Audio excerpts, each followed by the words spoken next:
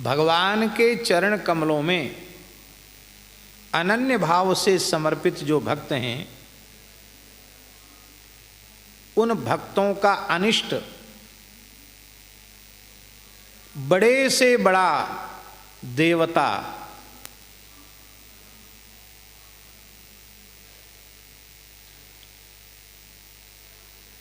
उन देवताओं का विलक्षण तेज वो भी उस भक्त का अनिष्ट नहीं कर सकते। लक्ष्मी जी भी उस भक्त का अनिष्ट नहीं कर सकती। सब लोग मिलकर उसके यश को समाप्त करना चाहें तो भी उसके यश को समाप्त नहीं किया जा सकता है, क्योंकि उसका यश लोक से नहीं, अलौकिक श्री कृष्ण से उसकी कीर्ति जुड़ जाती है।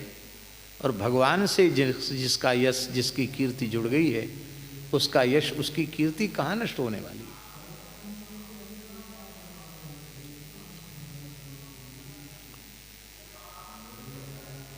कोई राजा अपनी संपूर्ण सेना लेकर उसको समाप्त करना चाहे तो राजा भी कुछ नहीं कर सकता, राजा की सेना भी कुछ नहीं कर सकती, क्योंकि जो मेरे आश्रित है उसकी सर्वविध रक्षा मेरे द्वारा होती है। इसलिए भगवत शरणागत भक्त को भगवान के सहारे निर्भय और निश्चिंत रहना चाहिए। दूसरी बात यह है कि पद्म पुराण का श्लोक है स्वामी जी, न प्रेतो न पिशाचो वा यक्षो गंधर्व एव वा भक्ति युक्त मनस्कानाम स्पर्शने न प्रभुर्भवेत्।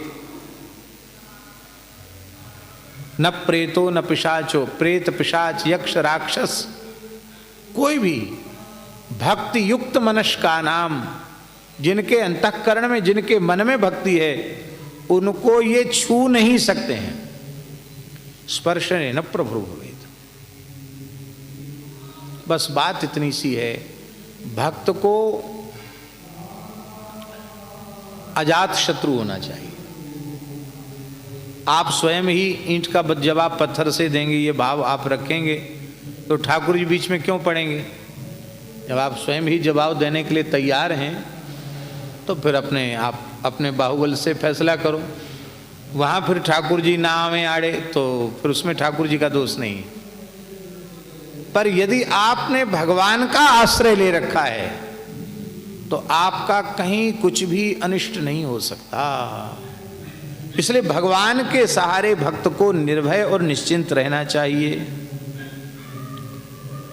गोस्वामी जी कहते हैं, भक्त की मीच माने मृत्यु, भक्त की मृत्यु का जो चिंतन करता है उसी को नीच कहते हैं। यहां एक नीच की परिभाषा प्रस्तुत होगी। नीच है कौन? भक्त के अनिष्ट का चिंतन करने वाला ही नीच है। जो भक्त की मृत्यु चाहता है, भक्त का अनिष्ट चाहता है, वही नीच है। इसका मतलब है कि संतों से द्रोह नीच ही करते हैं। जिनमें नीचता नहीं है वे कभी संतों से द्रोह नहीं करते। इसलिए किसी कुल में जन्म लेने से कोई नीच नहीं है। सत्पुरुषों से द्वेष करने वाला ही नीच है। गौ ब्राह्मण संत सज्जन पुरुष, इनसे जो अकारण द्वेष करता है, इनकी मृत्यु जो चाहता है, ये मर जाएं, ये समाप्त हो जाएं, ऐसा चाहता है, ऐसे ही व्यक्ति को नीच कहते हैं।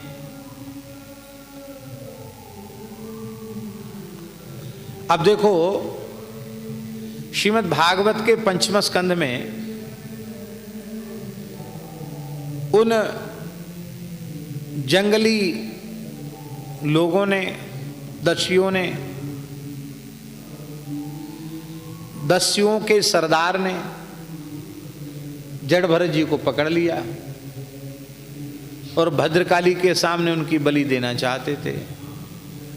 तो जो पुरोहित खड्ग से शिरच्छेद करना चाहता था, सहसोच्चाट शैव भद्रकाली, ब्रह्म तेज को, भक्त के तेज को सहन नहीं कर सकी, प्रतिमा फटी, भद्रकाली प्रकट हुई और पुरोहित के हाथ से खड्ग लेकर के सबसे पहले पुरुष जी का ही मस्तक धड़ से अलग कर दिया और जितने दुष्ट जड़भर जी को मारना चाहते थे सबके रुंड मुंड अलग कर दिए भगवती ने।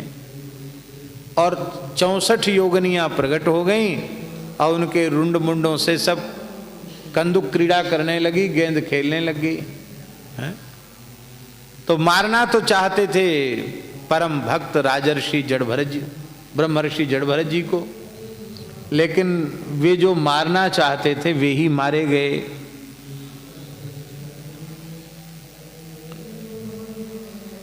इसको सुखदेव जी ने कहा है, महत् अभिचारातिक्रमः कार्त्स्यात्मने फलति। महत् पुरुषों की अवज्ञा का जो परिणाम है वो अवज्ञा करने वाले के ऊपर ही फलित होता है। कार्त्स्येन माने संपूर्ण रीत्या वो उसी के ऊपर प्रभावी होता है। जो भक्त का बुरा करना चाहेगा उसका पहले ही बुरा हो जाएगा। प्रहलाद जी का क्या बिगड़ा? प्रहलाद जी का कुछ नहीं बिगड़ा। और प्रहलाद जी का जो बिगाड़ना चाहता था उसका पेट भगवान नरसिंह ने फाड़ दिया, हिरण्यकशिपु का। आते अपने गले में डाल ली। भगवान बनमाली तो है ही हैं। आज भगवान का एक नया नाम पड़ गया, अंतरमाली। आंत्रमाली। बोलो अंतरमाली नृसिंह भगवान की जय। यहां देखो,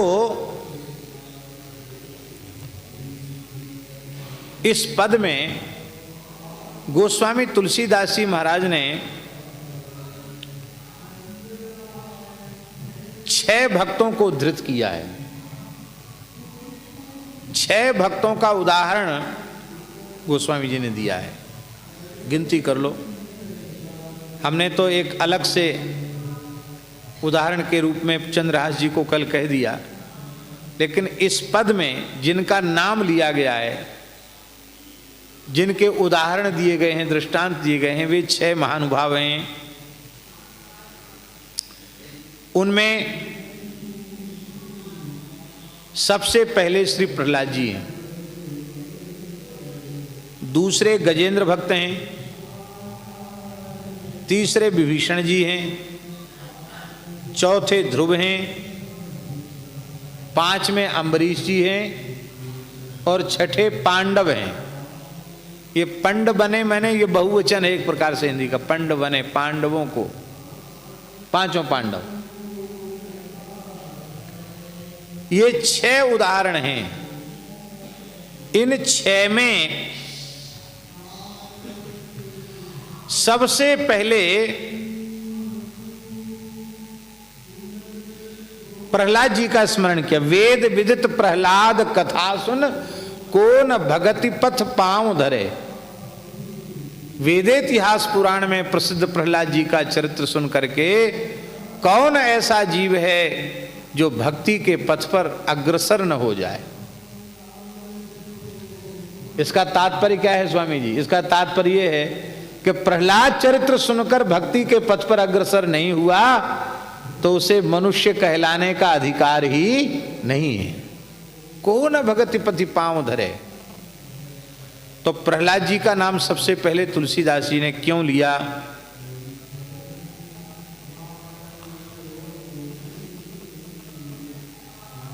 इसका प्रधान कारण है कि प्रहलाद जी का जहां जन्म हुआ है वहां कोई भी उत्तम संस्कार देने वाला उनको नहीं है। कयाधु माता है, वो भी दैत्यराज हिरण्यकशिपु के सर्वथा अनुरूप है। वो भी कोई भक्तिमती माता नहीं है, पतिव्रता तो है, पर उसमें कोई वैष्णवता के भक्ति के संस्कार नहीं है। पिताजी का तो कहना ही क्या है, हिरण्यकशिपु महाराज। और नाते रिश्ते भी ऐसे ही हैं। बुआ जी, होलिका बुआ, बुआ भी ऐसी है। भाई साहब क्यों उदास और चिंतित हैं, मैं अपने भतीजे को जलाकर भस्म कर दूंगी और फिर तुम्हारा चेहरा प्रसन्नता से खिल जाएगा। ऐसी बुआ है जो प्रहलाद जी को ही भस्म करना चाहती है, होलिका। और यथा राजा तथा प्रजा, राक्षसों का ही समुदाय है, परिवेश भी वैसा ही है, मित्र मंडली भी वैसी है। और तो और दुर्भाग्य की बात, गुरुपुत्र शंडा मर्क भी वैसे ही हैं। को न कुसंगति पाए नसाई, संडा मर्क भी ऐसे ही हैं। ब्राह्मण पुत्र होने के बाद भी, शुक्राचार्य जी के पुत्र होने के बाद भी उनकी विपरीत बुद्धि कैसी है, उनका विपरीत ज्ञान कैसा है, आप जानते हैं?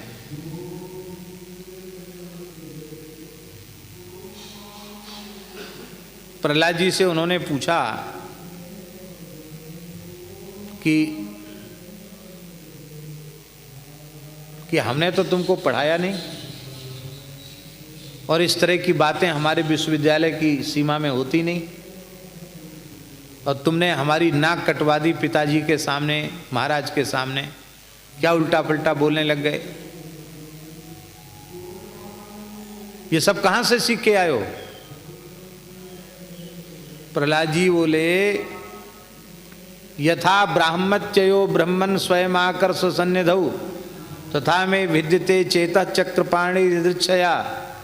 गुरुजी, जैसे चुंबक के निकट लोहा अपने आप खिंचा चला जाता है, ऐसे ही भगवान श्री हरि तो चुंबक हैं और मैं लोहे के समान हूं, सहज ही मैं खिंचा चला जा रहा हूं, इसमें मेरा कहां दोष है गुरुजी।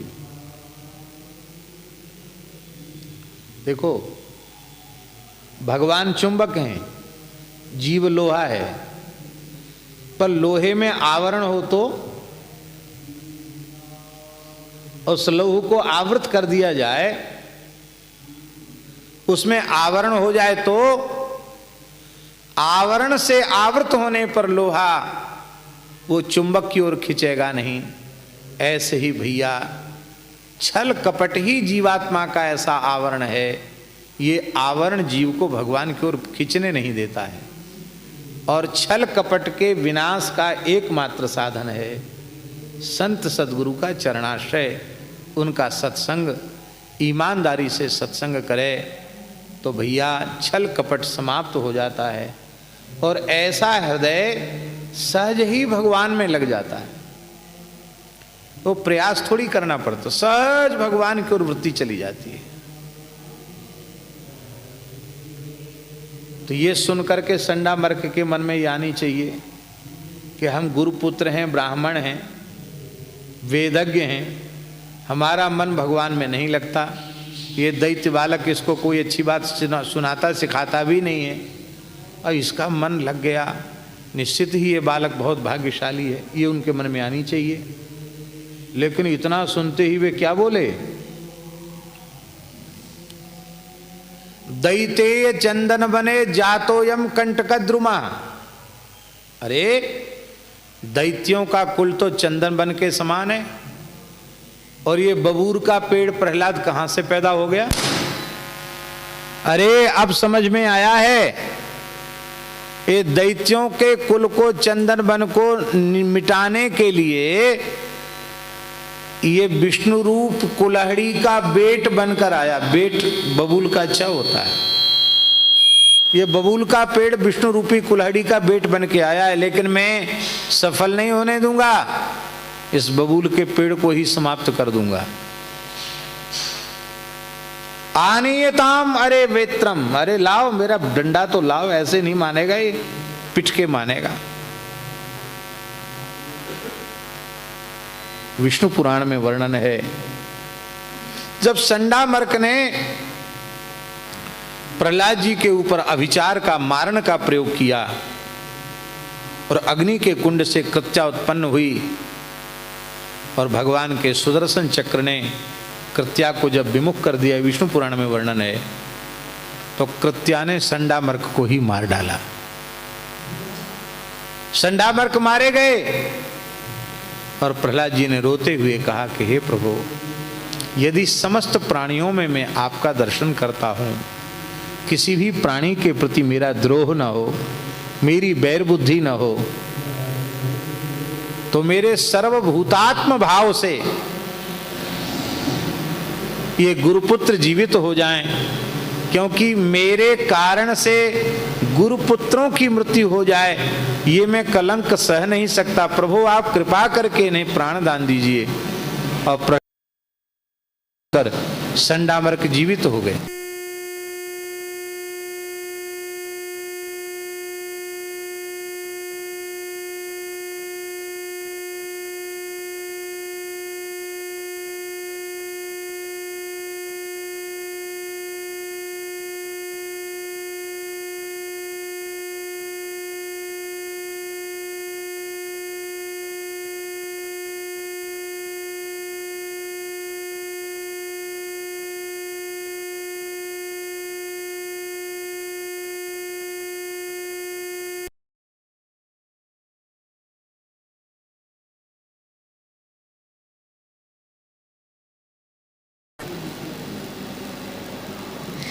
पर प्रहलाद जी पर कुसंग का प्रभाव नहीं पड़ा। क्यों नहीं पड़ा, ये बात विचारणीय है और इसका एकमात्र समाधान ये है, गुरु वचनों में विश्वास।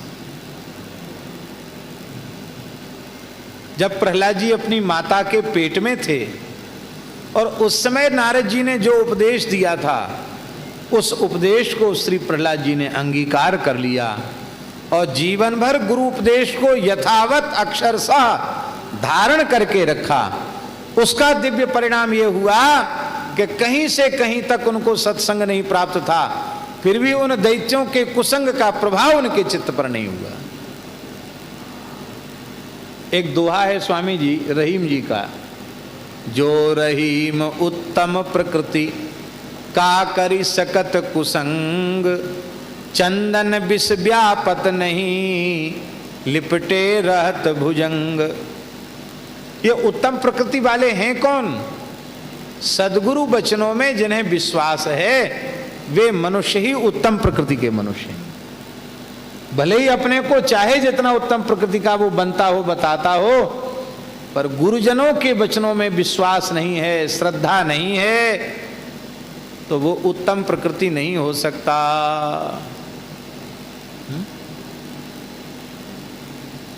इसी को गोस्वामी जी ने कहा, गुरु के वचन प्रतीत न जेहि, सपने हूँ सुगम ना सुख सिद्धि ते ही। स्वप्न में भी उसको सुख और सिद्धि सुगम नहीं है। अत्यंत आवश्यक है उनके वचनों में श्रद्धा और विश्वास।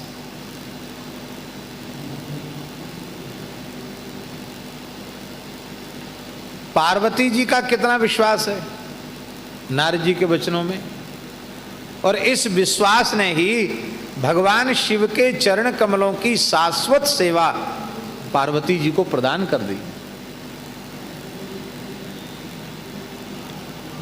वेद विदित प्रहलाद कथा सुनी, को न भगति पथ पांव धरे।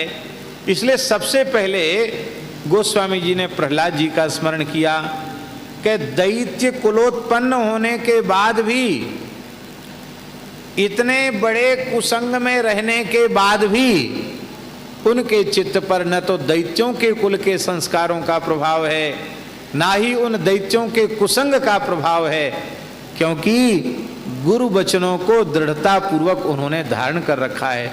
मानो गोस्वामी जी ये कहना चाहते हैं, स्वामी जी इस प्रकरण में वो ये कहना चाहते हैं कि वो दैत्य कनक कशिपु कनक कपिश कशिपु कलिकाल, ये कलयुग ही हिरण्यकशिपु है और कलयुगी प्राणी ही वो सब दैत्य हैं।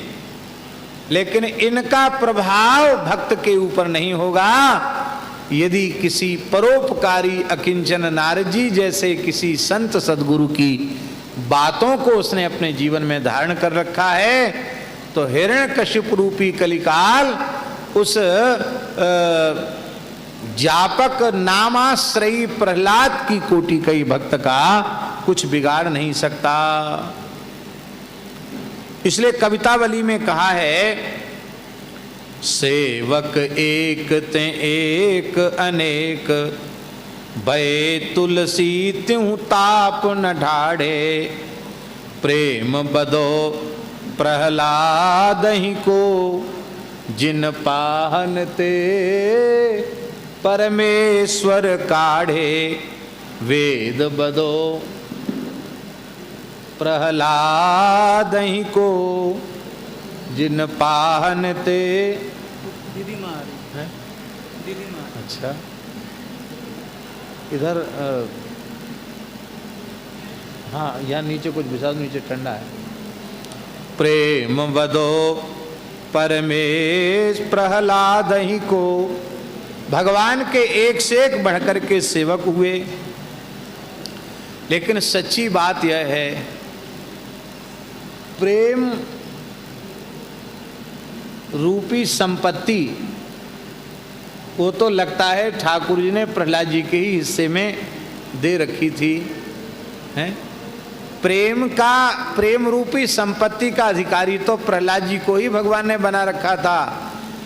प्रेम तो सब में होता है, पर प्रहलाद जी के प्रेम ने जिन पाहनते परमेश्वर काढ़े, खंभ से भगवान को प्रकट कर दिया, नृसिंह भगवान को प्रकट कर दिया।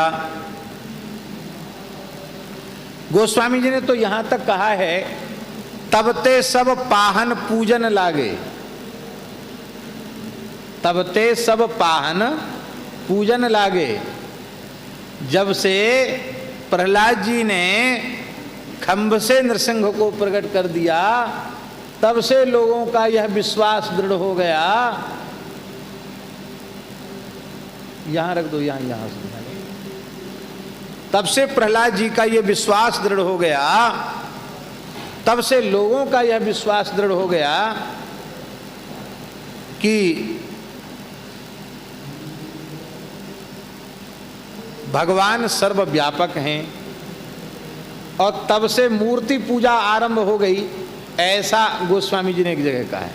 यद्यपि मूर्ति पूजा अनादि है, लेकिन यह एक प्रत्यक्ष प्रमाण है कि प्रहलाद जी के खंभ से नृसिंह के प्रकट करने के बाद विशेष रूप में सबका भगवान के विग्रह के प्रति विश्वास और श्रद्धा सुदृढ़ हो गई।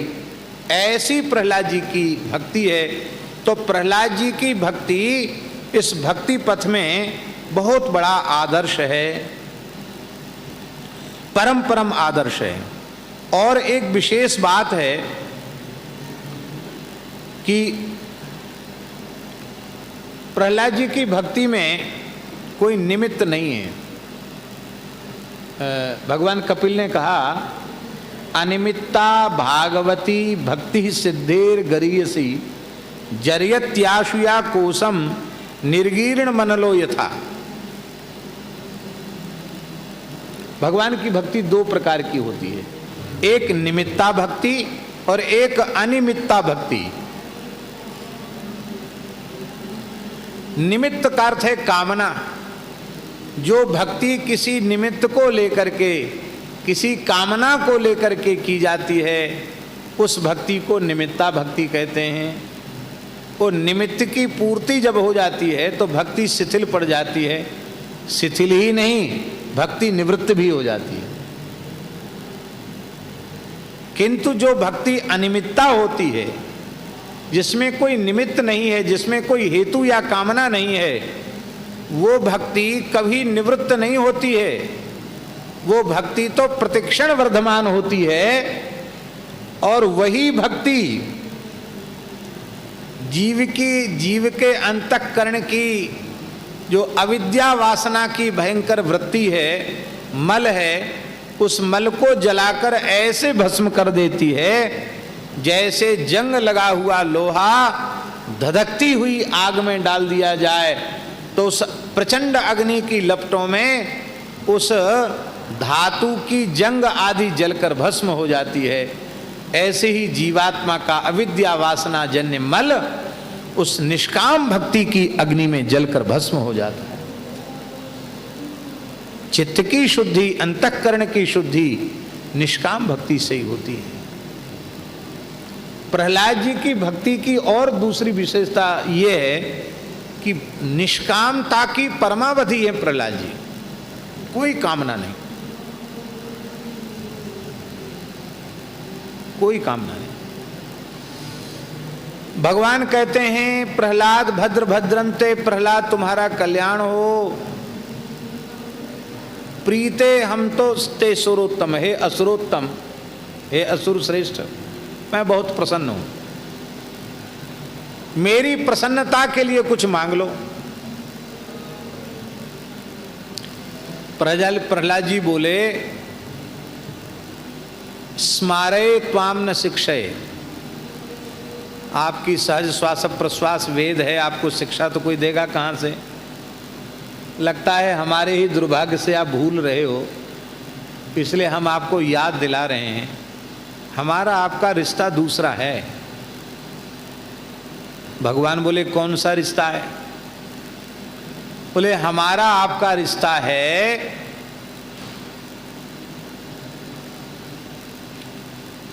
मैं आपका निष्काम सेवक हूं और आप मेरे निरपेक्ष स्वामी हैं।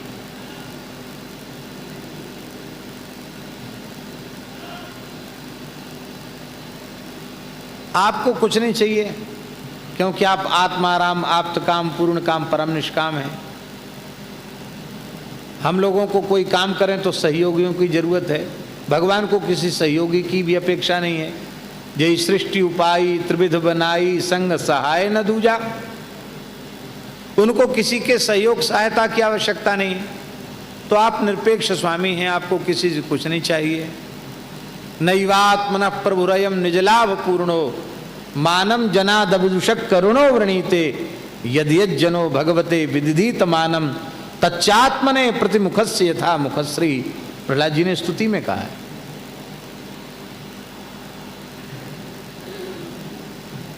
आपको कुछ नहीं चाहिए तो प्रभु मुझे भी आपकी सेवा करके कुछ नहीं चाहिए। हमें आपकी सेवा के बदले सेवा ही चाहिए, प्रेम के बदले प्रेम ही चाहिए, भक्ति के बदले भक्ति ही चाहिए, और कोई वस्तु हमें नहीं चाहिए। भगवान बोले नहीं, ऐसे नहीं चलेगा काम, हमारा दर्शन अमोघ है, तुम नहीं मांगोगे तो हमारा दर्शन मोघ हो जाएगा, व्यर्थ हो जाएगा, तो हमारी गरिमा महिमा घटेगी, इसलिए हमारी प्रसन्नता के लिए तुमको मांगना तो पड़ेगा।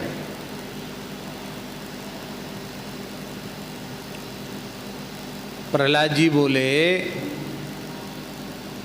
अब हमें अपनी भूल समझ में आ गई। हमको भ्रम हो रहा है कि मैं निष्काम हूं। यदि मैं पूरी तरह निष्काम होता तो भगवान इतना पीछे पड़ते ही क्यों कि तुम मांग लो मांग लो मांग लो। अरे जरूर मेरे भीतर कुछ कामनाएं वासनाएं हैं जो अभी हमारे पकड़ में नहीं आ रही हैं, हमारे अनुभव में नहीं आ रही हैं, इतनी सूक्ष्म हैं वो कि हम वहां तक पहुंच नहीं पा रहे हैं, और वो हैं भीतर। इसलिए भगवान कहते भाई मांग लो जिसमें तुम्हारे मन की मन में न रह जाए। प्रहलाद जी सावधान हो गए, बोले प्रभु अब तो हम जरूर मांगेंगे, मांगो। जन कहूं कछु अदे नहीं मोरे। प्रहलाद जी बोले कामानाम हृदय संरोहा भवतस्तु वृणे बरम। हे भगवन आप ऐसी कृपा कीजिए कि मेरे हृदय में कामनाओं के बीज ही अंकुरित न हो। इसका मतलब कामनाओं के बीज तो पड़े हैं, लेकिन आप कृपा करें उनमें अंकुरण न हो। वो आपकी कृपा से जल जाएं, भुन जाएं या उबल जाएं, क्योंकि जले भुने उबले बीजों में उत्पादन की शक्ति नहीं रहती, अंकुरण की शक्ति नहीं रहती है। और इस बात को स्वयं भगवान ने 10वें स्कंद पूर्वार्ध में ब्रज कुमारिकाओं के ऊपर जब अनुग्रह किया है क्षीरहरण के प्रसंग में, तो भगवान ने स्वयं इस बात को कहा है। भगवान श्री कृष्ण ने कहा, बहुत प्यारा श्लोक है, भगवान ने कहा, न मय्या वेशित धियाम कामः कामाय कल्पते भर्जिता क्वथिता धानाः प्रायो बीजाय नेष्यते। भगवान ने कहा, न मय्यावेशित धियां कामः कामाय कल्पते। मय्यावेशित धियां कामः कामाय न कल्पते। जिन भाग्यशाली जीवों की बुद्धि मुझ श्री कृष्ण में परमात्मा में लग गई है, उनके मन में कथनचित कोई कामनाएं भी उत्पन्न क्यों न हो जाएं, तो भी उन कामनाओं के कारण वे संस्कृति के चक्र में नहीं पड़ते। ये भगवान के द्वारा दिया गया बहुत बड़ा आश्वासन है। जिनकी बुद्धि मुझ में लग गई है, कथनचित उनके मन में कोई कामनाएं पैदा हो जाएं, तो भी उन कामनाओं के कारण वे जन्म मृत्यु के चक्र में, संस्कृति के चक्र में नहीं पड़ते हैं। क्यों? क्योंकि भर्जिता क्वथिता धाना, जिन धान्यों को, बीजों को, अन्नादि को भून दिया गया है अथवा उबाल दिया गया, क्वथिता उबल माने उबाल दिया गया है, ऐसे उबले हुए भुने हुए बीज, उनमें अंकुरण नहीं रहता। अब देखो तो नंद गोप सुतम देवी पतिम में कुरुते नमः, तो पति की प्राप्ति की कामना है, कामना तो है, पति चाहिए, पुत्र चाहिए, सब कामना है, लेकिन इस कामना के कारण तुम संस्कृति के चक्र में नहीं पड़ोगी, क्योंकि तुम्हारी बुद्धि मुझ में लगी हुई है। आहा, यहाँ एक बात और है, ये बारीक रहस्य की बात है। यहाँ प्रायः शब्द लगाया है भगवान, प्रायो बीजाय नेष्यते। प्रायः का अर्थ क्या है? प्रायः का अर्थ ये है कि प्रायः ऐसा नहीं होता है, उबले हुए भुने हुए बीज उनमें अंकुरण नहीं होता, ये तो है ही है, लेकिन प्रायः शब्द का अर्थ है कि जैसे भूनते समय कोई बीज हाथ से छिटक गया और भड़भूजे के हाथ से छिटक कर इधर उधर गिर गया, वो भट्टी तक ही नहीं पहुंचा, और वो अन्न का कण बीज किसी खेत में पड़ गया, तो उसमें अंकुरण होगा कि नहीं होगा? हो जाएगा। उबालते समय चूल्हा चिता दिया, अदन धर दिया, और चने या धान उबाल वो या गेहूं उसको उसमें डालना चाहते हैं उबालने के लिए। अब हाथ से एक चना एक गेहूं छिटक गया और वो खेत में पड़ गया, तो उसमें अंकुरण होगा कि नहीं होगा? उसमें तो हो जाएगा, क्योंकि वो जला नहीं और उबला नहीं, भुना नहीं, इसलिए उसमें अंकुरण हो जाएगा। पर वो एकाध क्या एकाद। तो अब यहां एक प्रश्न है, वो एक दाना बच क्यों गया? सारे दाने कर्म के बीज जल भुन गए, उबल गए, वो एक क्यों बच गया? एक बच गया, वो दुर्भाग्य से नहीं बचा, वो प्रारब्ध से भी नहीं बचा, वह भगवान के संकल्प से बच गया। वह एक बीज उबलने से, भुनने से, भगवान के संकल्प से बच गया।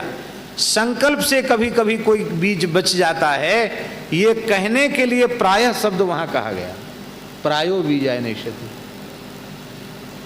अब आप कहेंगे कि भगवान तो अच्छे आदमी नहीं है, भगवान अच्छे नहीं है ठाकुर जी। अरे ऐसा क्यों करते हैं? एक बीज बचा क्यों लिया इन्होंने? बड़ी चतुराई से बोले प्रायो बीजाय नेष्यति। प्रायः शब्द क्यों लगा दिया? भगवान चाहते हैं कि मेरे भक्त के द्वारा सारे जीव जगत का कल्याण हो। अब कोई कामना का बीज रहेगा नहीं तो इसका जन्म ही नहीं होगा, और इसका जन्म ही नहीं होगा तो ये तो मुक्त है, जीवन मुक्त है, पर इसका जन्म नहीं होगा तो मेरी भक्ति का प्रचार कैसे होगा? न जाने कितने जीव बंधन में पड़े रह जाएंगे। तो ठाकुर जी इसीलिए कभी श्री तुलसीदास जी को भेज देते हैं, कभी मीराबाई को भेज देते हैं, कभी श्री सूरदास जी, कबीरदास जी को भेज देते हैं, कभी श्री शंकराचार्य, श्री रामानुजाचार्य, श्री रामानंदाचार्य, श्री चंद्राचार्य प्रभृति आचार्यों को भेज देते हैं। तो कभी श्री ठाकुर जी श्री सूरदास जी, कबीरदास जी, मलुकदास जी, तुलसीदास जी इनको भेज देते हैं। तो कभी ठाकुर जी श्री स्वामी करपात्री जी महाराज, श्री स्वामी अखंडानंद सरस्वती जी महाराज हैं, श्री स्वामी हरिनाम दास जी महाराज, श्री स्वामी गोपाल दास जी महाराज, श्री पंडित जी महाराज, पंडित श्री गया प्रसाद जी महाराज, पंडित श्री जगन्नाथ प्रसाद भक्तमाली जी महाराज, पूज्य भक्तमाली श्री मामा जी महाराज, पूज्य भक्तमाली जी श्री सद्गुरुदेव भगवान, श्री पहाड़ी बाबा जी महाराज, ऐसे ऐसे दिव्य महापुरुषों को भी भगवान, अब उनका कोई कर्म तो शेष नहीं है, पर ठाकुर जी कोई एक बीज बचा लेते हैं। बोले इसके कारण इसका जन्म हो जाए। जन्म से क्या होगा? बोले इनका तो कुछ बिगड़ना नहीं है, ये तो बचपन से ही भजन करेंगे, भक्ति करेंगे, इनका कुछ बिगड़ना नहीं है, पर इनके जन्म के सहारे न जाने कितने विमुख प्राणियों के कर्म के बीज जल जाएंगे, भून जाएंगे, उबल जाएंगे, और वे मेरे चरण सन्निधि की प्राप्ति के अधिकारी हो जाएंगे। अब देखिए, राजर्षि भरत जी के कामना के बीज जल और बुन गए, उबल गए, क्योंकि प्रेम लक्षणा रसरूपा भक्ति राजर्षि भरत जी को प्राप्त हो चुकी है। पर एक कामना का बीज भगवान की इच्छा से बच गया, इस मृग का कल्याण हो, इस मृग का कल्याण हो, इस मृग का कल्याण हो। अब मृग के कल्याण का चिंतन करते करते देह छूट गया, तो फिर मृग योनि में फिर जड़ भरत जी के रूप में जाना पड़ा। क्या बिगड़ा? हम पूछते आपसे, क्या बिगड़ा? मृग योनि में गए, वहां भी भजन किया, क्या बिगड़ा? वहां भी उनका ज्ञान वैराग्य भक्ति प्रभावित नहीं हुआ, एकदम चमकता हुआ ज्ञान वैराग्य भक्ति उनका बना हुआ है। प्रतिपल प्रतिक्षण वर्धमान ज्ञान वैराग्य भक्ति उनको प्राप्त हो रहा है।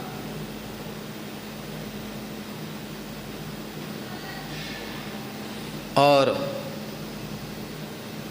जब भरत जी के, जड़ भरत जी के रूप में आए, तो भले ही लोग उनको न पहचान पाए,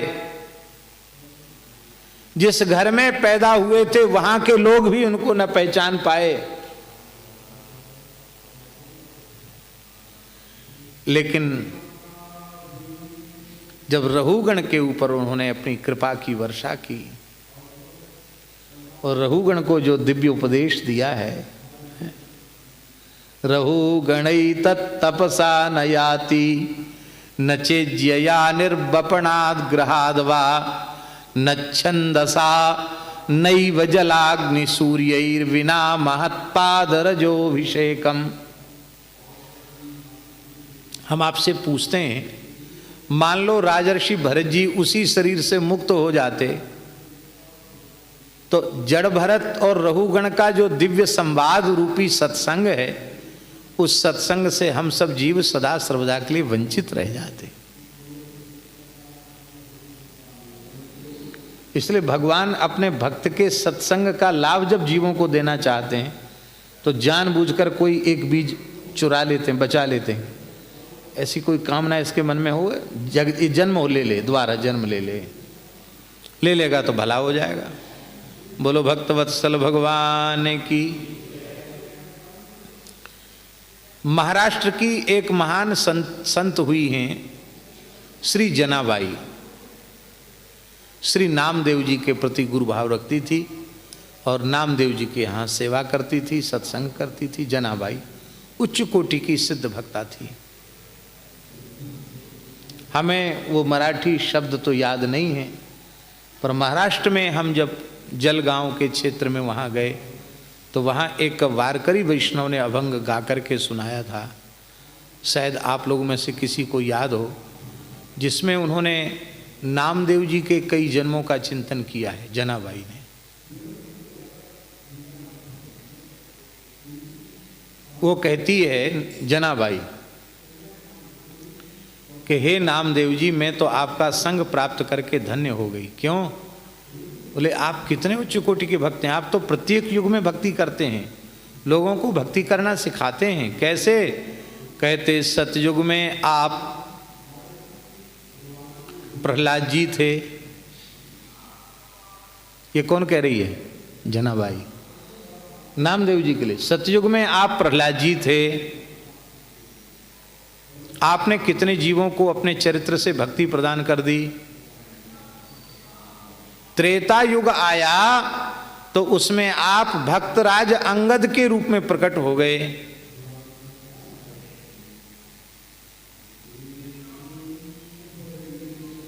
अब यहां एक प्रश्न है स्वामी जी कि प्रहलाद जी के रूप में जब थे ही तो अंगद रूप में त्रेता में आने की क्या जरूरत थी?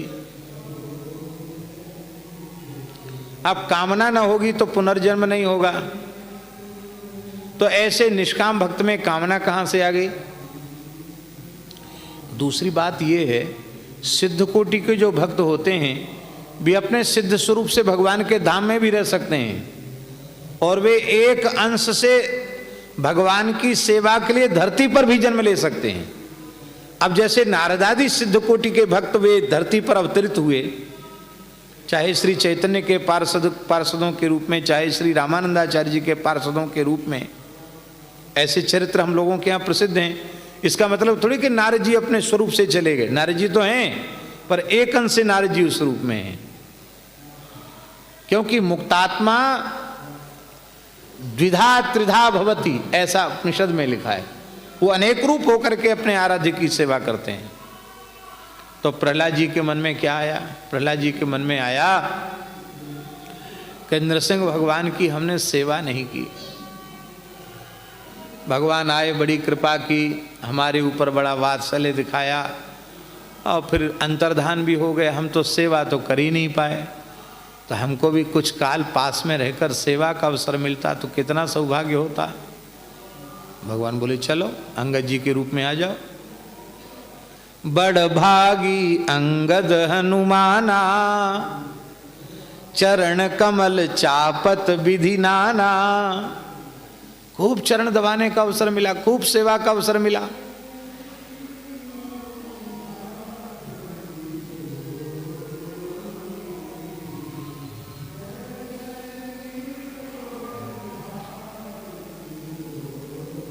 अब अंगद जी के रूप में भी एक समस्या आ गई। ये सब भगवान की लीला है। क्या समस्या आ गई? अंगद जी चाहते थे कि हम अब जीवन पर्यंत राम जी की सेवा ही करें। राम जी बोले नहीं जाओ, किसके अंदर जाओ। क्यों? क्योंकि तुमको युवराज बनाया गया। बहुत ध्यान से सब बातें सुनने समझने की हैं। यह बात जो अभी कह रहे हो, ध्यान में ही बात, यह बात उसी समय कहना चाहिए थी कि प्रभु मुझे युवराज पद नहीं,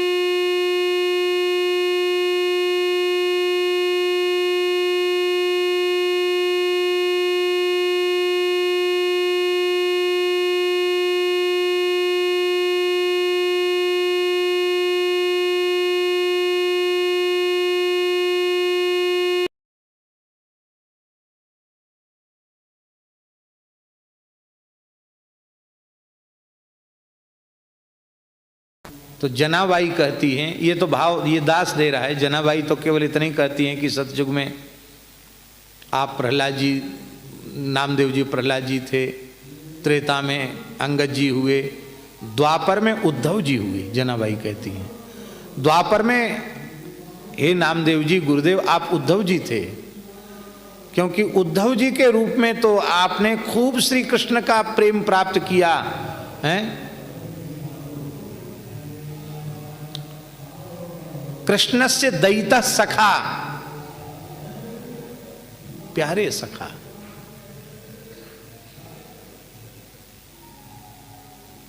वृष्णीनाम प्रवरो मंत्री कृष्ण से क्या है, उद्धवो शिष्यो बृहस्पते साक्षात उद्धवो बुद्धि सत्तमा।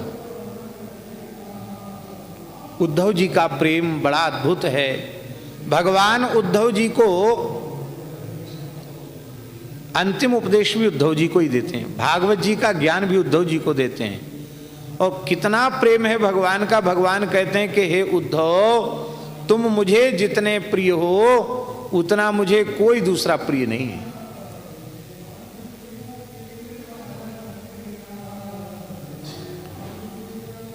न तथा में प्रियतमः आत्मयो निर्न शंकरः न च संकर्षणो न श्रीर नैवात्मा च यथा भवान। हे उद्धव जी आप मुझे जितने प्रिय हैं उतना प्रिय हमें अपने पुत्र ब्रह्मा जी नहीं है, आत्मयोनि ब्रह्मा जी प्रिय नहीं है। तो प्रश्न हुआ कि बेटा प्रिय नहीं होता, बेटा का बेटा पोता तो प्रिय होता है, पौत्र। बोले हमको शंकर जी भी उतने प्रिय नहीं है, आत्मयोनिर्न शंकर। तो बोले आपको अपनी घरवाली लक्ष्मी जी प्रिय लगती होंगी। न च बड़े भैया दाऊ दादा प्रिय लगते, न च संकर्षण, दाऊ जी भी उतने प्रिय नहीं है। तो रुक्मिणी जी लक्ष्मी जी बोले वो भी उतनी प्रिय नहीं है। तो आपको अपना आत्मा प्रिय होगा, बोले वो भी उतना प्रिय नहीं है। कितना? जितना तुम मुझे प्रिय हो उतना मुझे कोई प्रिय नहीं है। तुम मुझे प्राणों से भी अधिक प्रिय हो।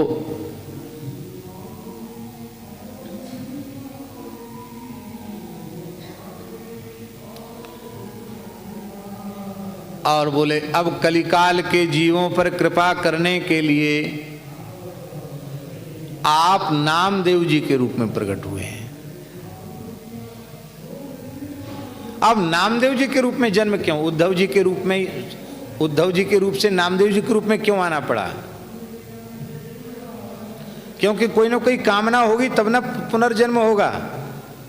तो कौन सी कामना रह गई?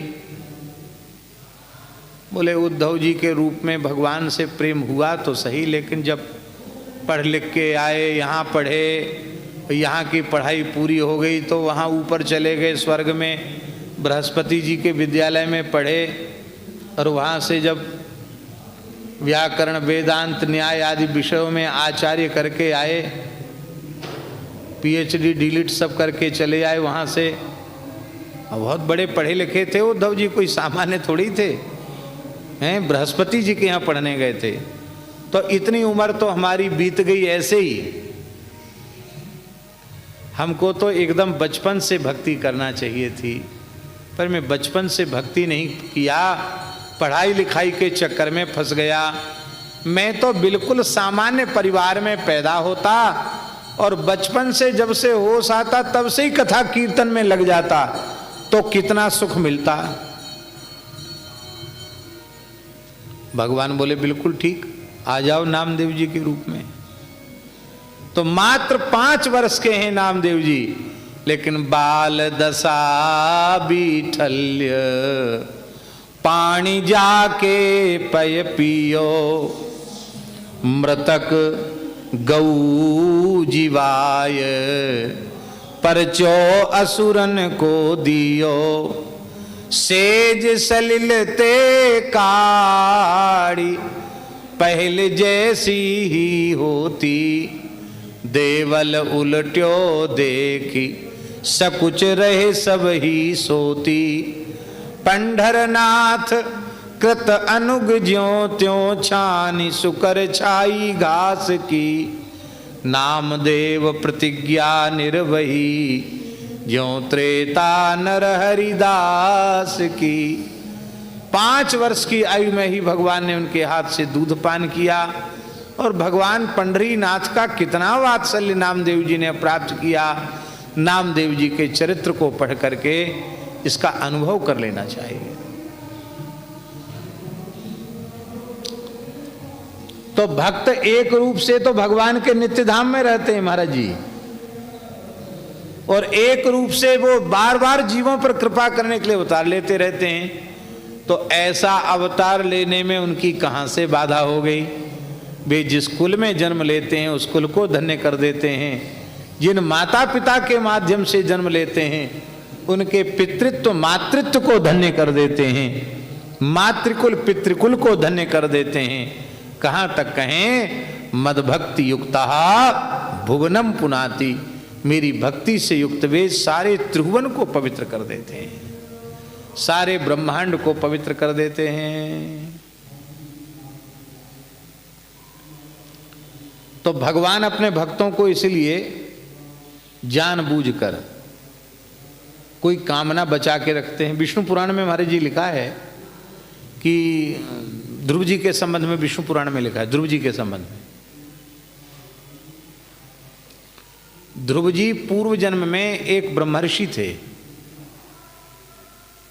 बाल्यकाल से ही गृह त्याग करके भजन में लग गए थे, तीव्र साधना कर रहे थे, और भगवत प्राप्ति में बस 5-6 महीने ही कम थे उनके साधन। उतने समय में साधन परिपक्व होकर भगवान मिलने वाले थे। तब तक एक घटना घट गई। एक राजकुमार आ गया, उससे इनका प्रेम हो गया। राजकुमार तो राजकुमार था, ठाट बाट के साथ वो आया इनके तपोवन में। निकट ही उसके तंबू कनात सब गड़ गए, तमाम सुंदरियां थीं, गाने बजाने वाले थे, नौकर चाकर थे। उसके वैभव को देखकर इनके मन में आया कि अरे ये भी एक संसार का सुख तो है ही है, हमने तो कुछ देखा ही नहीं, भोगा ही नहीं, बचपन से घर द्वार छोड़ के भजन में लग गए, ये भी थोड़ा आनंद दुनिया में आए हैं तो लेना तो चाहिए। ये बात मन में आ गई और इसी के कारण उनका जन्म हुआ।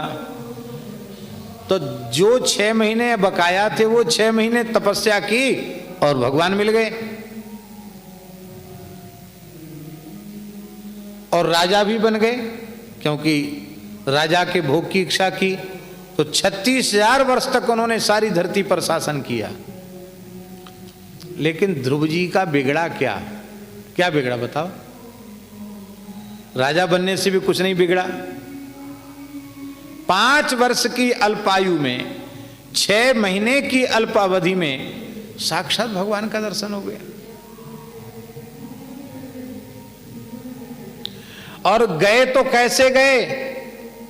मृत्योः मूर्धनि पदम दत्वा आरुरोहाद्भुतम गृहम।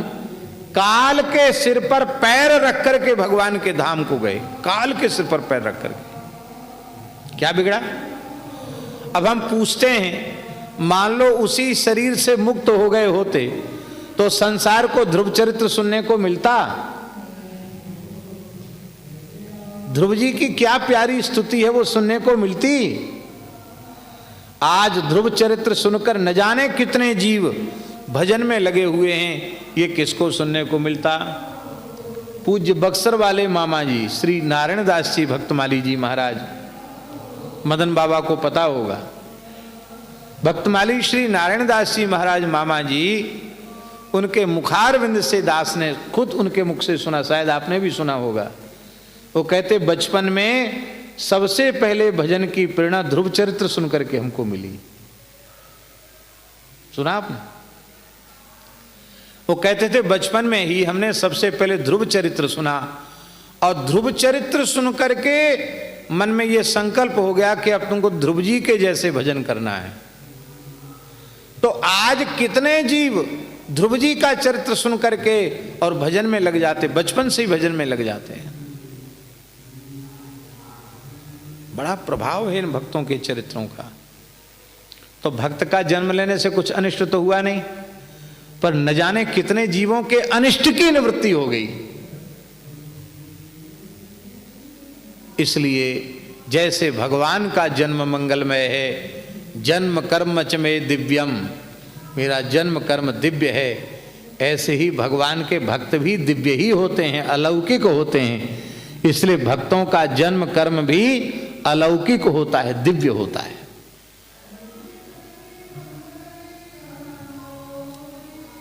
शायद सबके सामने कहने की में मर्यादा न हो, लेकिन फिर भी मुंह पे आ गई है तो बात कह देते हैं। पता नहीं अब उन वृद्धा माता का शरीर है कि नहीं, कई साल पुरानी बात है। कानपुर में परम श्रद्धेय श्री रमन रीति वाले महाराज जी के पूर्वाश्रम के संबंध की एक चाची लगती थी,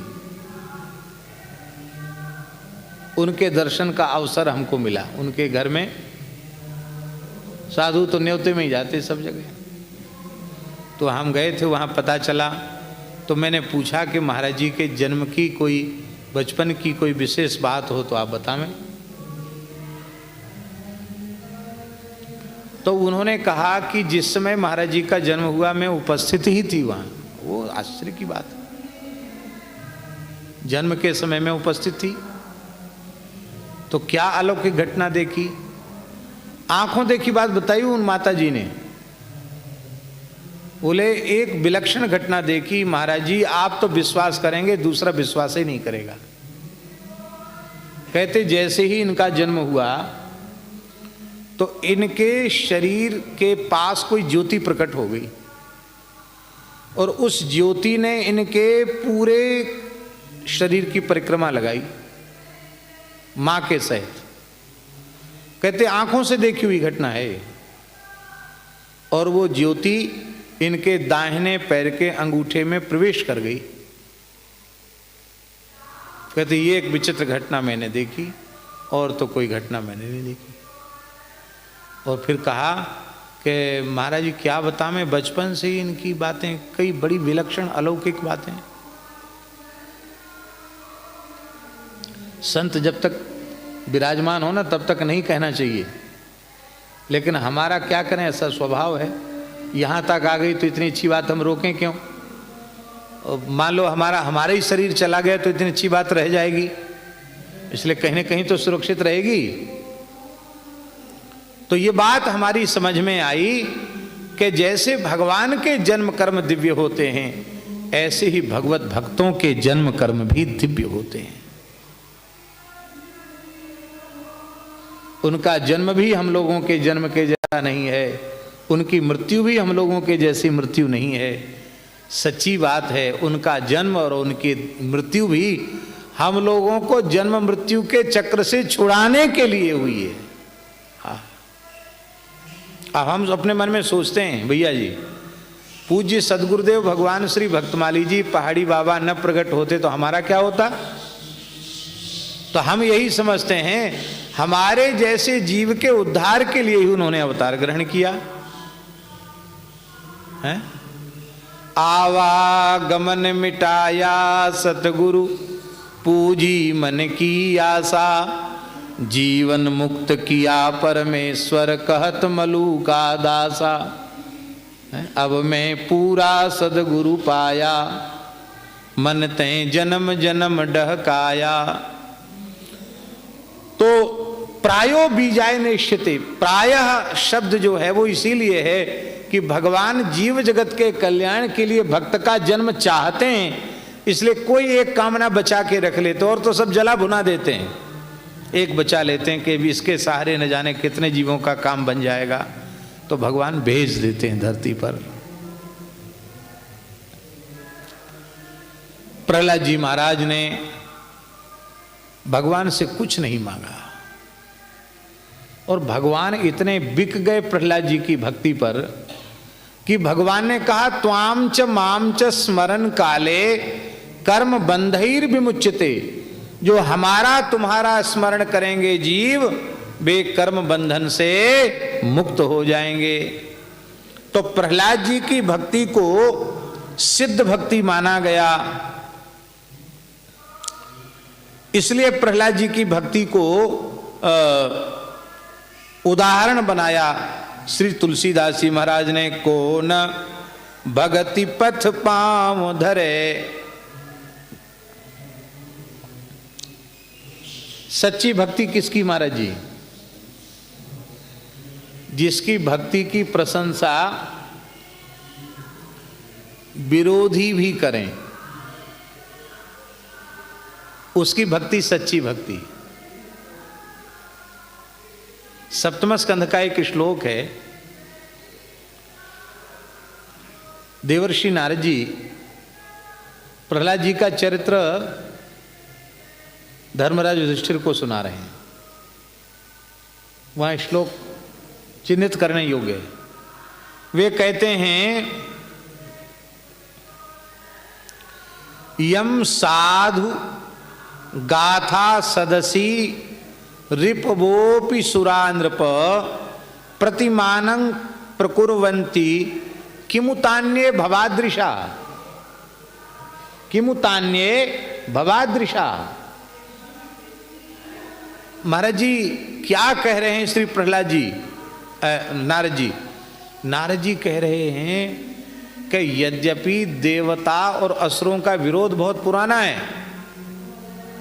देवता असुरों को अपना विरोधी मानते हैं, लेकिन असुरों की चर्चा जब देवताओं में चलने लग जाती है और चलते चलते प्रहलाद जी का नाम आ जाता है, तो प्रहलाद जी का नाम लेते ही देवताओं में चर्चा चलने लग जाती है।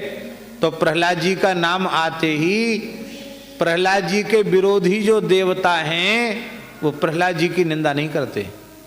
वो कहते रे भाई हम तो देवता हुए तो क्या हुए, हम तो भगवान की भक्ति से विमुख ही रह गए, वासना के पंख में निमग्न रह गए। लेकिन कितने करुणामय हैं भगवान, आहा धन्य है, कितने करुणामय हैं। भगवान ने दैत्य बालक प्रहलाद जी को भक्ति प्रदान कर दी। प्रहलाद जी तो सच्चे भक्त हैं, सच्चे साधु हैं। तो देवता उनके विरोधी जब उनकी प्रशंसा करते हैं उनकी भक्ति की, तो आप उनकी भक्ति की प्रशंसा कर रहे हो, इसमें कोई बड़े आश्चर्य की बात नहीं है। समय हो गया, पूरा कर दें।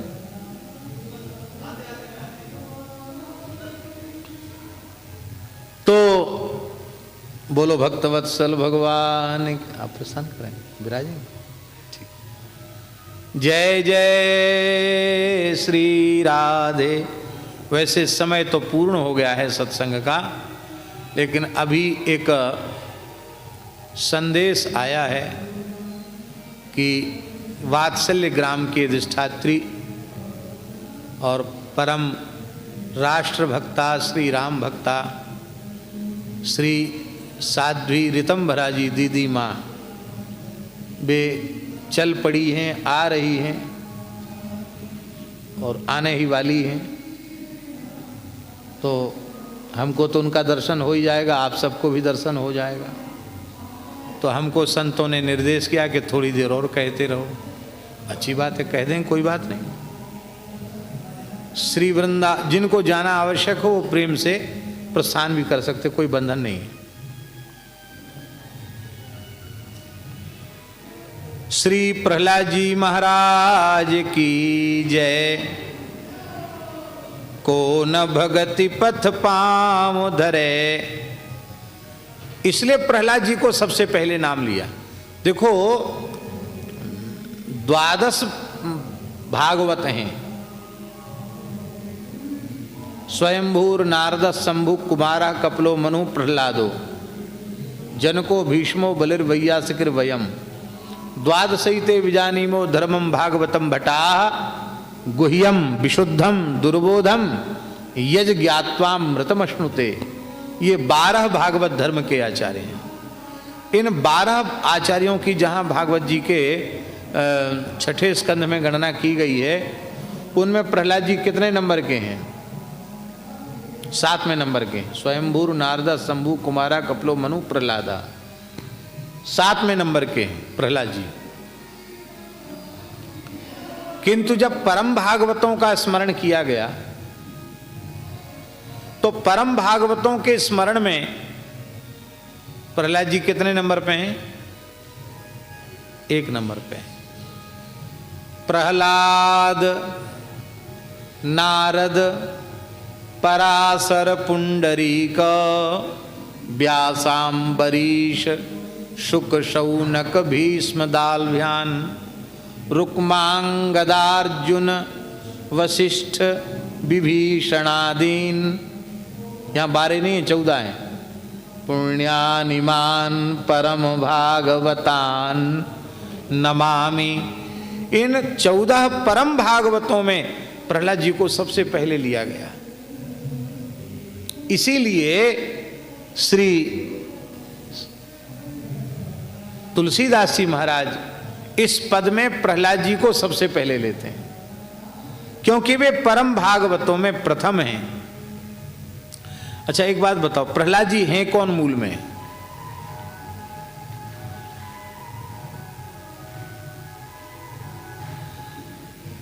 प्रहलाद जी मूल में सनकादिक भगवान है, ये पता है आपको? सनकादिक भगवान ही प्रहलाद जी के रूप में आए।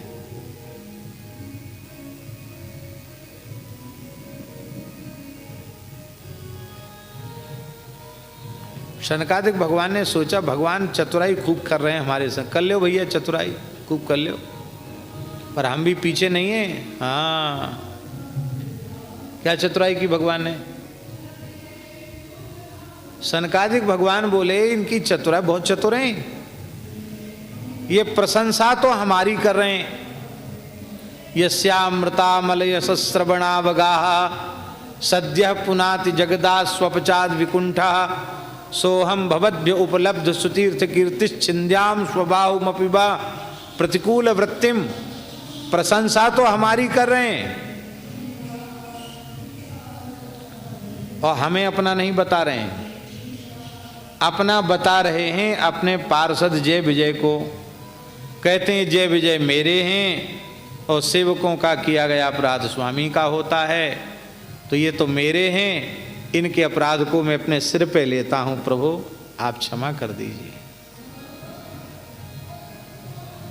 सनकादिक भगवान बोले बड़ाई तो खूब टुनंग पे चला रहे हैं हमको कि आप ऐसे हो ऐसे हो, आप जैसे संतों का ब्राह्मणों का ऋषियों का अपमान, मेरी भुजा करे तो भुजा काट देंगे, ऐसा इन्होंने किया क्यों, गलत किया, अच्छा हुआ दंड दिया। और उधर उनको करे तुम डरो मत, हाँ हमारी इच्छा से हुआ, तुमको 3 बार आना पड़ेगा ना धरती पर, हम 4 बार आएंगे, तुम क्यों रोते हो, तुम 3 बार गिरोगे तो हम 4 बार आएंगे तुमको उठाने के लिए, क्योंकि तुम मेरे हो। सनकादिक भगवान बोले अभी हमारी भक्ति ऐसी नहीं कि प्रभु मुझे मेरा कहें, अपना कहें। अब हम भी ऐसी भक्ति करेंगे कि आप गोद में भी उठाओगे, मेरा भी कहोगे, चाटोगे भी, चूमोगे भी, सब काम करोगे। तो भगवान का अपनापन, भगवान हमें अपना कहें, मेरा कहें, खूब लाड़ प्यार वात्सल्य दिखावें, प्रदान करें, वे केवल ऊपर ऊपर की बढ़ाई न करें। ये जो कामना सनकादिक भगवान के मन में हुई तो सनकादिक भगवान ही सम्मिलित रूप में प्रहलाद जी के रूप में आ गए। और जो वात्सल, इसलिए प्रहलाद जी की भक्ति सिद्धकोटि की भक्ति है, क्यों मूल में तो सनकादिक हैं, उनके मन में कामना वासना कहां से आई। और सनकादिक 24 अवतारों में भगवान के अवतार हैं, एतावता प्रहलाद जी जीव कोटि में नहीं हो, भगवत कोटि में है। क्योंकि इस प्रकार की सिद्ध कोटि की भक्ति का प्रदर्शन, भक्ति का स्वरूप प्रस्तुत करना, प्रकट करना, ये किसी जीव की सामर्थ्य नहीं है, ये सामर्थ्य तो केवल भगवान की सामर्थ्य है। इसलिए सनकादिक भगवान ही इस भक्ति को प्रकट करने के लिए आए हैं प्रहलाद जी के रूप में।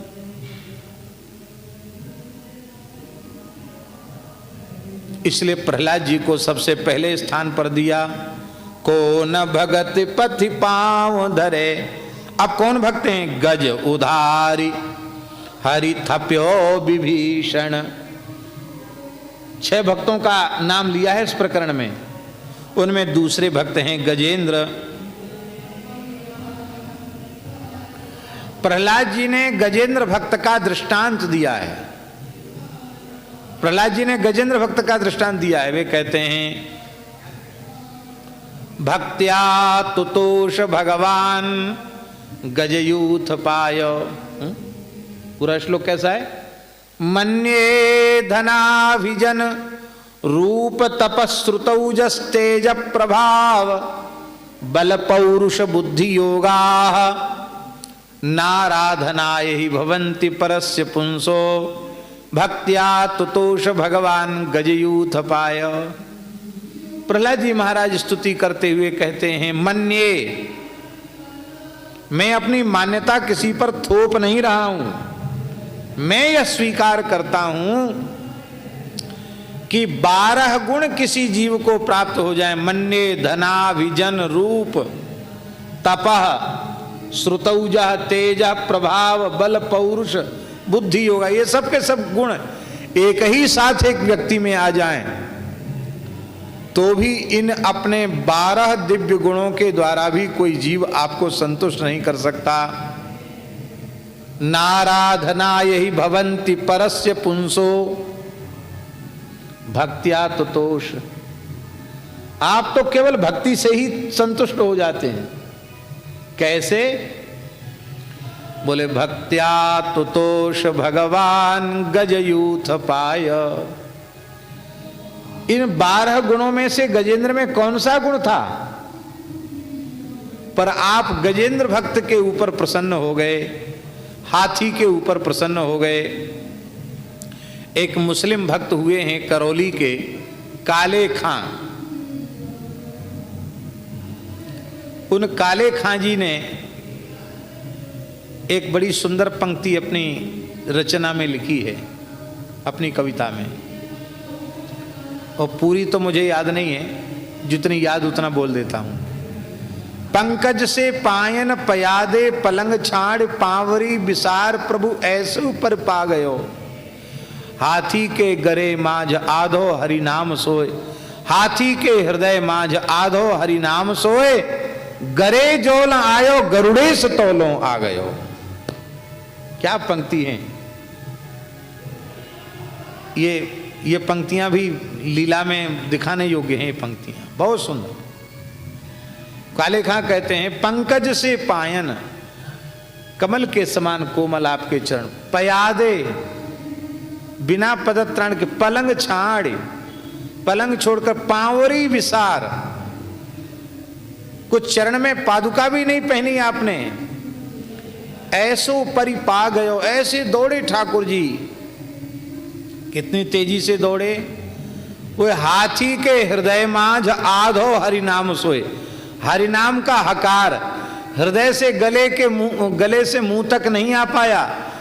हाथी के हृदय माझ आधो हरि नाम सोए, गरे जोल आयो गरुड़ेश तोलो आ गयो। भगवान गरुड़ पर बैठकर नहीं आ पाए, तब तक गरुड़ ध्वज भगवान वहां आकर प्रकट हो गए। गरुड़ेश तोलो आ गयो, गरुड़ ध्वज भगवान प्रकट हो गए।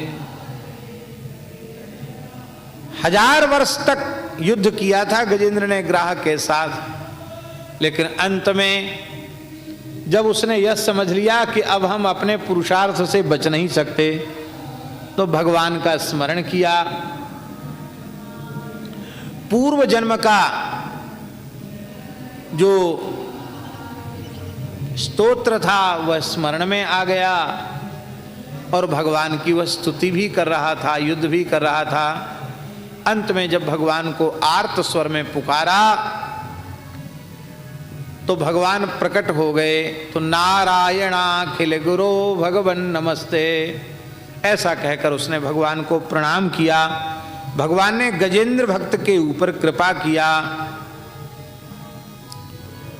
इसका मतलब है, प्रहलाद जी का उदाहरण देकर तुलसीदास जी ये कहना चाहते हैं कि भगवान किसी का कुल खानदान नहीं देखते, कि भक्त अपने मन में सोचे कि हम तो बुरे बुरे कुल में पैदा हुए हैं, हमारे ऊपर कहाँ से कृपा होगी, हमारी रक्षा कहाँ से भगवान करेंगे। तो देख लो, दैत्य बालक प्रहलाद जी हैं, दैत्यों के कुल में पैदा हुए हैं, पर भगवान की कितनी कृपा उनको मिली।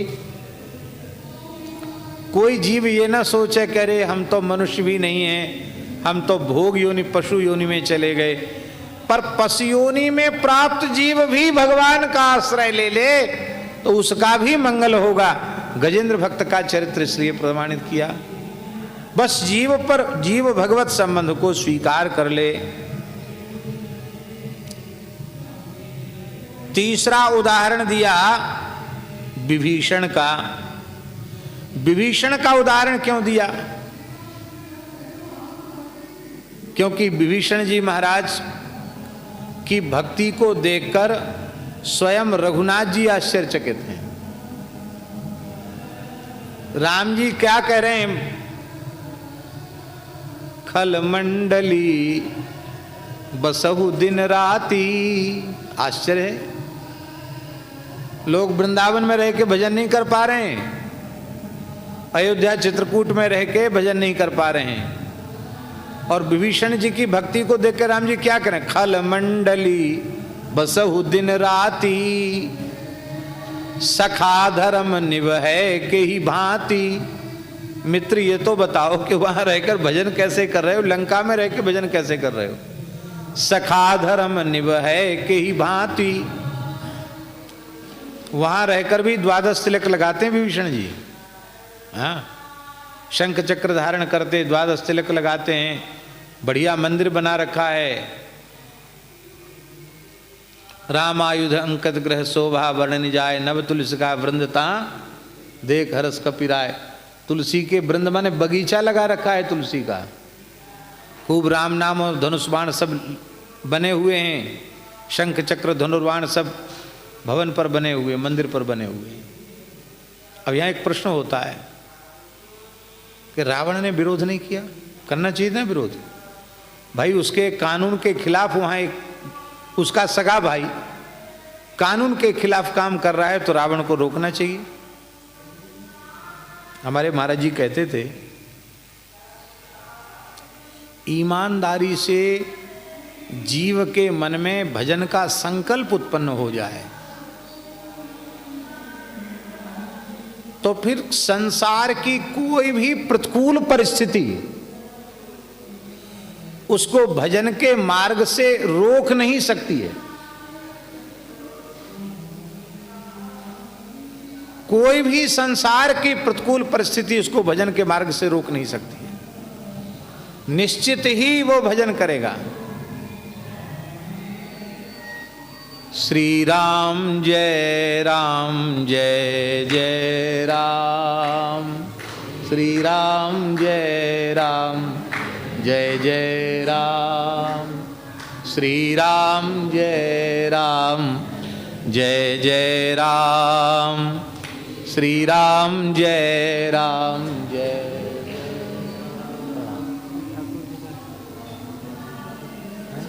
ठाकुर जी का प्रसाद मुझे दे दीजिए।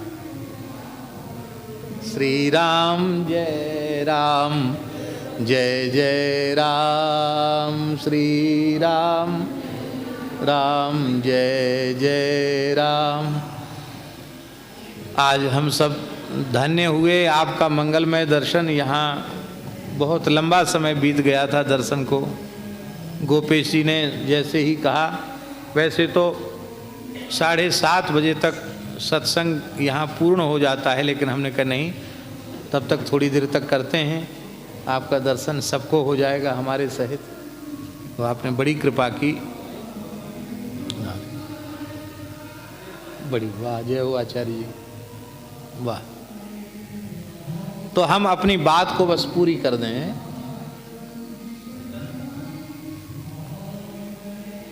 भगवत भजन का संकल्प किसी भाग्यशाली जीव के चित्त में सुदृढ़ हो जाए तो फिर कोई भी संसार की प्रतिकूल परिस्थिति भगवत भजन से उसे विमुख नहीं कर सकती, क्योंकि भगवत स्मृति केवल बाह्य इंद्रियों का विषय नहीं है, केवल बाह्याचार नहीं है। भजन जो है ना, वो अंतःकरण की वृत्ति है।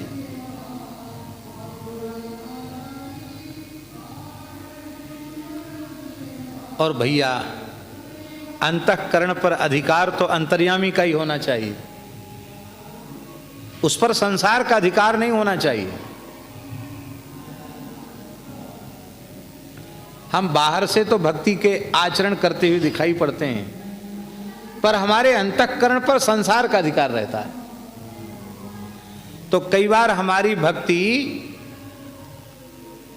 मात्र उदर पूर्ति का साधन बन करके रह जाती है, भुक्ति का साधन बन करके रह जाती है। लंका जैसी विकट नगरी में जहां हनुमान जी को आश्चर्य हो गया, लंका निश्चर निकर निवासा, यहां कहां सज्जन कर वासा, यहां सज्जन कहां से आया? और सज्जन का प्रमाण क्या है? राम राम ते ही सुमिरण कीना, हृदय हरस कपि सज्जन चीना। राम राम बोला, इस राम राम तो सज्जन ही बोलेगा। अरे वृंदावन में, अयोध्या में, चित्रकूट में राम राम बोले, आश्चर्य नहीं है। रावण के राज्य में, लंका नगरी में कोई राम राम बोले, अब वो भी ब्रह्मवेला में बोले, महदाश्चर्य, महान आश्चर्य। अरे बोले इसके साथ तो हम पहचान करेंगे, क्योंकि ये ही सनहठ करी हूं पहचानी, साधु ते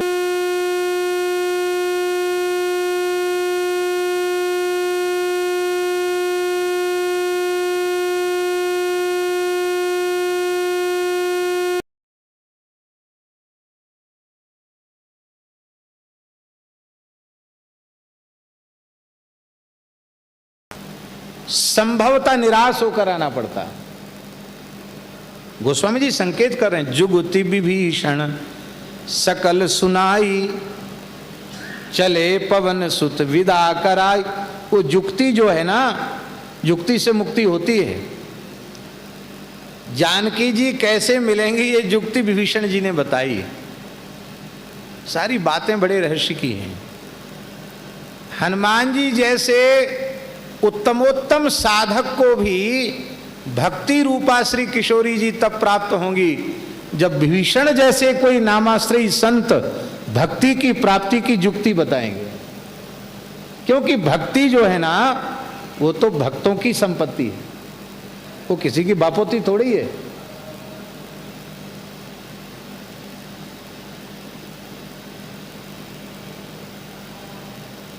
उत्तम से उत्तम कुल में जन्म लेने के बाद भी भक्ति नहीं मिलेगी, और अधम से अधम कुल में जन्म लेने के बाद भक्ति मिल जाएगी, केवल भक्त का अनुग्रह मात्र हो जाए। श्री रामानंदाचार्य भगवान का अनुग्रह हुआ तो चर्मकार के कुल में जन्म लेने वाले रैदास जी भगवान के महान भक्त हो गए, सिद्ध भक्त हो गए।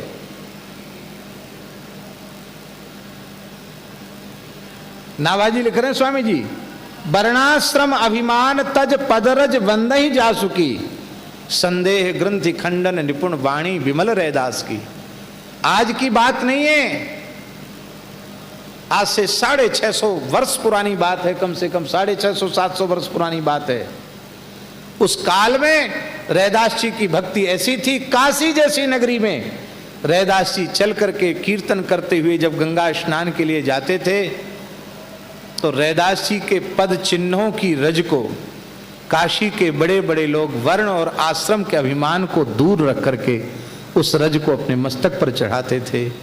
इस संत की चरण रज हमें मिल जाए तो श्री राम जी के चरणों में हमारा भी प्रेम हो जाए।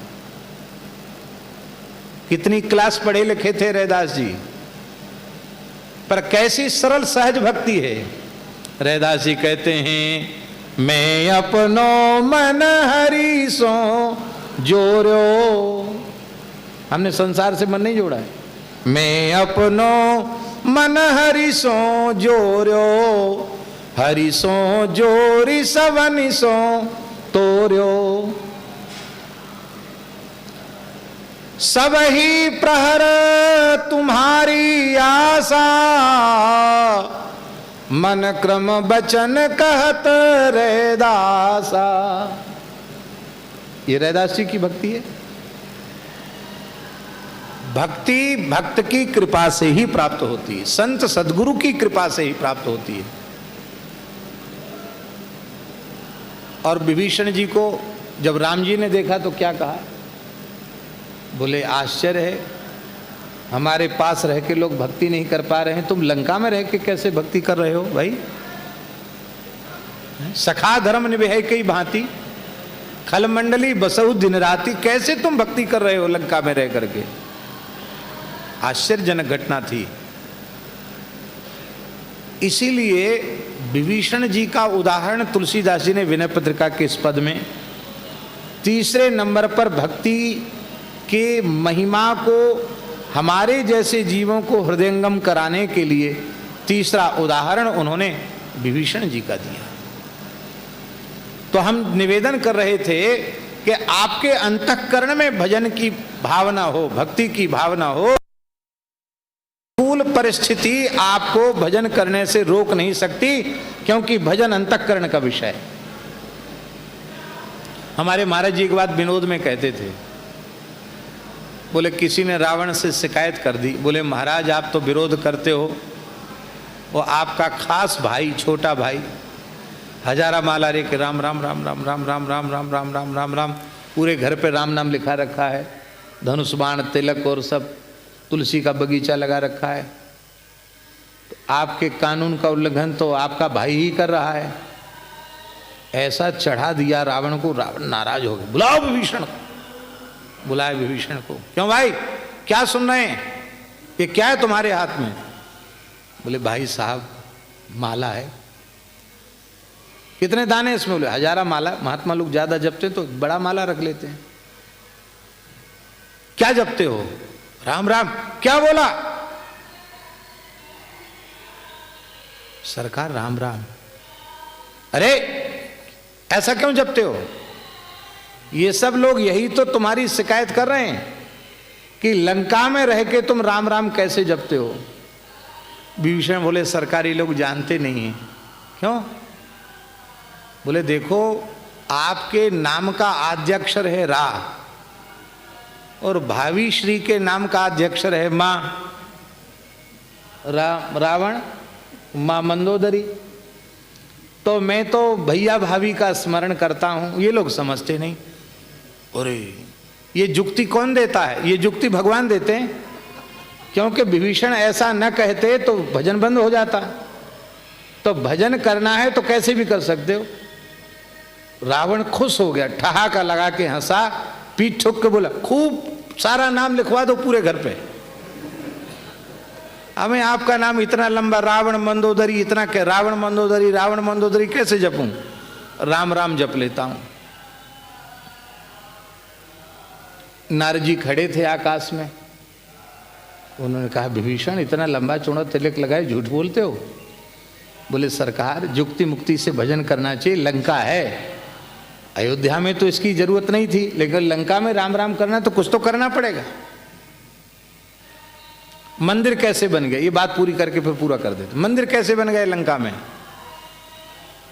रावण त्रिलोक विजय के समय हरिवर्ष से नरसिंह भगवान की प्रतिमा उठा लाया था।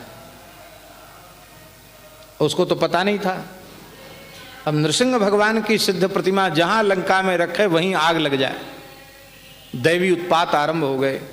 शुक्राचार्य जी का स्मरण किया। दैत्य गुरु शुक्राचार्य जी प्रकट हुए। बोले गुरु जी क्या हो रहा है ये लंका में उपद्रव कैसे? उन्होंने कहा तुमसे एक भूल हो गई है, नरसिंह भगवान की प्रतिमा ले आए हो इसलिए आग लग रही है। क्या करें, वहीं वापस भेजा? बोले और नाराज हो जाएंगे नरसिंह भगवान। ले आए तो अभी इनका पूजन करो, उग्र देवता हैं तब शांत होंगे। रावण बोला हमारे यहाँ तो कोई वैष्णव है ही नहीं, कौन करेगा पूजा? शुक्राचार्य जी बोले तुम्हारा भाई है ना, इसको सौंप दो पूजा, ये करेगा। तो रावण ने मंदिर बनवाया महाराज नरसिंह भगवान का, और विभीषण को पुजारी नियुक्त किया। इसलिए खूब तुलसी का बगीचा था, सब सुविधा वहाँ हो गई। और हनुमान जी बड़े चतुर हैं, जहाँ जाए वहाँ के देवता को पहले मना ले। इसलिए मसक समान रूप कपिधरी, लंक ही चले सुमिर नरहरि। नरहरि माने नरसिंह भगवान। नरसिंह भगवान को मना लिया कि भाई लंका में और कोई देवी देवता का मंदिर तो प्रधान है नहीं, पर हमारे नरसिंह जी वहाँ विराजे। नरसिंह भगवान ऐसा कुछ करना कि इस दुष्ट की दुष्टता को हम कुछ किसी अंश में इसको रोक सकें। तो ये विभीषण जी की भक्ति सुनकर के भी कौन ऐसा जीव है जो भगवान की भक्ति के पथ पर पैर न रखे। जो संपत्ति शिव रावण ही दीन दिए दस माथ, सोई संपदा विभीषण ही सकुच दीन रघुनाथ। अस प्रभु छाड़ी भजहि जे आना, ते नर पशु बिन पूंछ बिषाणा। ऐसे भगवान को छोड़कर जो दूसरे का भजन करते हैं वे तो बिना सींग पूंछ के पशु हैं। तो यही बात गोस्वामी जी कह रहे हैं, जो पै कृपा रघुपति कृपालु की, बैर और को कहा सरे। ओ ये न बांको बार भगत को, जो को कोटि उपाय करे। तके मीच जो नीच साधु को, सो पावक तेहि मीचु मरे। वेद विदित प्रहलाद कथा सुनि, को न भगति पथ पाँव धरे। गज उधारी हरि थप्यो विभीषण, ध्रुव अविचल कबहू न टरे। अम्बरीश की साप सुरति कर, अजहु महामुनि ग्लानि गरे। जो पै कृपा रघुपति कृपालु की, बैर और को कहा सरे।